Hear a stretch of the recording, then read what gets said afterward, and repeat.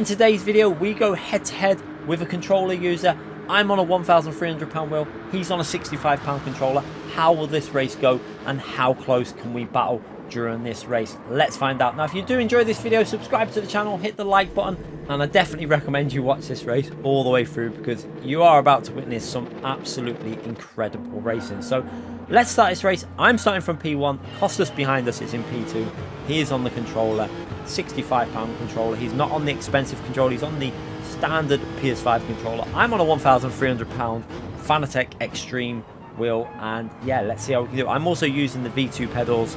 Obviously the wheel on its own isn't £1,300, but with the pedals it adds it up to 1,300. So let's see if we can hang on to a P1, and let's see how this battle goes. So recently PD did introduce an update to the game that improved the controller, and it is pretty clear that the controller is back to being very competitive on Gran Turismo. There's been a lot of drivers, namely Corsair and Lewis. Lewis has had to go back on the controller because his wheel has broke, and he has been putting in some incredible pace with that controller, and Corsair also almost back up to the speed that he was on before he had his break away from the game. So yeah, the controller definitely looks back on form for race pace as well, and some people are even doing really good tyre saving, although there still is a little bit of an advantage when it comes to that tyre saving element, I believe, with the wheel, because I'm no good at tyre saving, and I think if you put someone who's not particularly good versus someone who's not particularly good at it on the tyre, like wheel versus controller, the wheel will always be better. So you can see at the start of the race, Costas here was working well with us.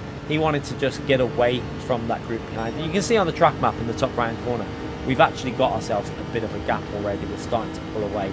Now, this is where he's going to say, right, let's battle it. And this is where the action is going to start. So, yeah, get prepared, everyone. You're about to witness some absolutely incredible racing. So, he goes for that move, makes a move lovely down the inside there. And we're going to try and hang it back around the outside into this left-hand corner. Now, it's always tricky to do that, but we just about manage to keep the car on that right hand side, and he gives us just about enough space there to do that. So again, back up into P1, and then we're just going to be cautious in this braking zone. You've got to be careful that they don't send it down the inside. There's always an opportunity to go for a bit of a dive bomb on that inside there. Now, unfortunately on the exit, I get a bit loose. Big mistake there. Costas is going to get back into the lead of the race. And again, we've already had multiple position swaps here. Now, we have a little look down the inside, but we know we can't go for that move. So we try and just kind of put him a bit unsettled into this section so we can see if we can get a better exit from one of these corners. But you can see he actually copes with that really well. But very close racing going on here. And you can see now into this next left-hand corner, we're going to have a little look down the left, but we know we can't do that. You can see he's staying very, very close to Costas on this replay camera. You can see there, even though we're battling like this, we're still maintaining a gap to the drivers behind. You can see the gap there is still visible. So at this stage, we can afford to battle a bit, and that was why we're probably doing this. I think in a race like this, if you know that they're getting closer to you, you're probably going to play it smart and just get a bit more of a gap and then fight it out later on. But the way this race was going, we were still actually pulling away from that field, even though we're fighting. So it was gloves off. Let's battle it out and see how this race goes. So we're going to go for a little bit of a look down the inside here, try and brake as late as we can, but he covers that off. But he does get slightly worse exit speed, but you can see he has managed to keep that P1. So we're going to have a little look down the inside again, just make him aware that we're there, just put our car in his mirror, and then again use the curb for the rotation. He runs a little bit wide there. Now, I did think that might be a penalty for him there. I was suspicious that he might get a half-second penalty, but he got away with that one. And you can see we're going to think about a move into that dive bomb zone, but no, we decide to back out and just wait for a better opportunity to go for another move here. So picking up that slipstream, you can see we're starting to gain with that custom slipstream. Have a look down the right hand side. He gets that right hand side covered, and you can see on the replay camera here, we're going to try and go all the way round the outside. Now, this is absolutely incredible racing. We're both side by side, giving each other space, and all the way through this section, still side by side. Again, absolutely incredible racing, and it does show that that controller is definitely a little bit more drivable now. The fact that you can go side by side so easily now with a controller user, it's definitely improved from what it was, I think, about 4 or 5 months ago. So again, into this next braking zone, trying to get a good exit, and you see Costas gets a nice exit there. He's going to be in our slipstream, so we're going to have to go defensive here. Now, we are coming up to the end of lap 5, so I know that the controller will start having some tyre wear problems. It's going to start fading a bit on that tyre wear, so Costas obviously knows that as well. He's getting that slipstream. He's going to go down the left-hand side and try and go for a move around the outside, but we have got the inside here, so all we have to do is make sure we brake a little bit early in what we normally would, so that we can hold the apex and then get back on the throttle. And you can see that works out really nicely for us. We managed to hold onto that P1. Now, we did manage to keep that P1 pretty much to the end of lap 6 here without too much going on, but then it's all going to kick off again. You see Costas goes for a lovely move up the inside there. We have to give him space. Once we see that dive bomb, we can't just cut across his front end. We know that he's coming, so we have to give racing room on the inside. So now that we've given the racing room, he's managed to get himself back up into P1, and he's obviously not going to go in the pits now that why he's in P1. So I'm thinking of the long run here at this stage. I'm thinking, do we try and get back in the lead on this lap? And we see we just about switcheroo onto the right hand side and give ourselves that inside line into the next braking zone. And again, he brakes early. He's going to go for a bit of a switcheroo there and try and get better exit speed off the corner. You can see, unlucky for him, we managed to get quite a good exit speed and hold on to P1. Now, this is a lap where the controller's going to start fading. The 7th lap on the tyres. Them tyres are going to be going a little bit more worn than what mine are on the wheel. And this is where I think the advantage is a little bit more obvious versus a controller. Now, there is some controller players, like I say, that have really got that tyre wear figured out, like Lewis and Calster. They can maintain their tyres better than what I can on a wheel. But for the average driver, I think the wheel is going to maintain it better. Now, this is where I took a risk here. I knew that he's going to have to pit. So I know that it costs us tyres are going to be really bad there. So he's darted off into the pits. And then that leaves me just to try and keep a nice smooth lap. Now, we do a reasonable lap, nothing special, but I know that we had enough of a gap there from having the better tyres on lap 7 that we can maybe come out in front. And if not, we'll be right behind him with that custom slipstream with better tyres. And this is where, again, I've mentioned it before, the custom slipstream is too strong, in my personal opinion. It's kind of false how it's creating the racing. It doesn't feel 100% legit. I think they need to tone it down a bit. I think it needs to be the strength that it was on real, but the ability to follow like this. So without the dirty air, but the same slipstream as we used to have. And you can see we've managed to come back out into P1. So back into the advantage seat here now. In P1, 1 lap fresher tyres, and he's on a controller. So by the time we get to the end of the race, we should have a significant advantage in terms of pace over Costas here. So let's see how this develops, as the racing has not finished. This race is going to carry on with some absolutely incredible battling. So again, we're going to hold that right hand side here because he's gone to the left. We're just aware that he might have switched back, but we brake very, very late there and just about managed to make the apex and hold onto P1 on this lap 8. So again, he's going to have a little look through here. He gets himself right up the inside there. He's weaving all around behind us.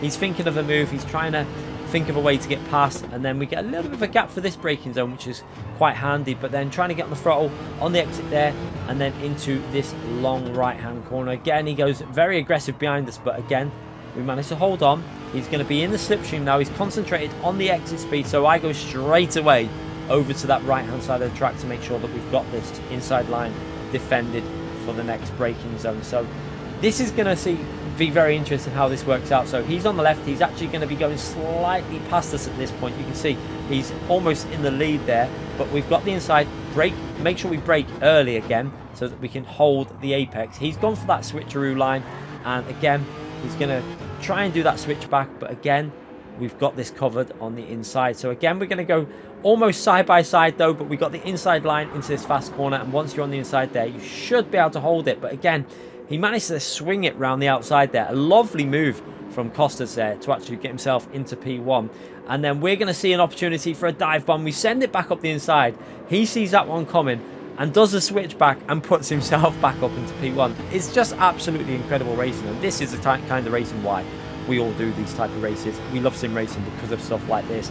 So again, we're back into P2. Costas is back into P1, and now we've got to try and figure out another way of getting back into the lead. Now, I do understand that this slipstream probably did help create this type of race, and it's great for viewing, but like I say, I do think it just needs toning down ever so slightly so that some of the battling is a little bit more natural rather than forced upon us with that slipstream. So into the final corner, we're going to try and use that gear to rotate it, and we want to try and get into that slipstream.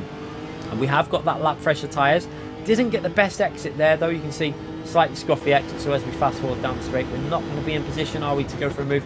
We keep the car on the inside there just in case he makes a little mistake, and you see there just to making sure we give him space on the exit, and he holds on to that P1 for another lap there. So on lap 11 now, we've got a couple of laps to go here, 3 laps to go, and this is going to be a case of where his tyres start getting affected again. But he makes a little bit of a mistake there. We have to go darting off to the left hand side and then try and cut back here. Can we go for that little dive bomb down the inside? He's going to look at covering that slightly. You can see he was aware of it, and that has compromised him slightly, which means we're going to have slightly better exit. But you can see there, because he took that wider line, he's got the inside line now into the right hand corner, and he's managed to hold on to that P1. But we're in the slip, going back to the left hand side.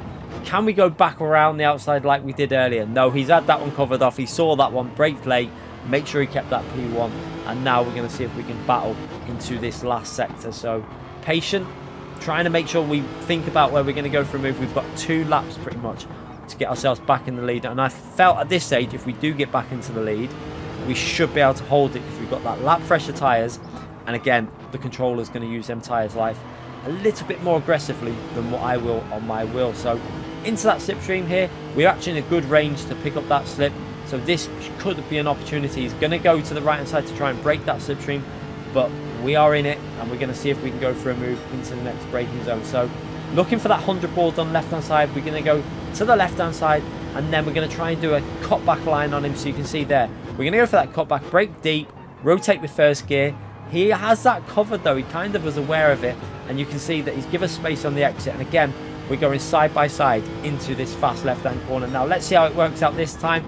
We're on the left hand side, we managed to give him the space, but he manages to hold that line just about in front of us there. So brilliant racing going on here, and he has held that really nicely. So again, can we go for a move there? No, we're going to be more patient this time and just wait for a better opportunity. Now this is where we needed to really think about getting that move done. We need to try and think of somewhere safe to do it. So the perfect opportunity would be a good exit off the final corner, but you can see here we're going to try and keep him to the right hand side as we come into that braking zone. A great camera view as we go into there, and again he's managed to hold that inside line.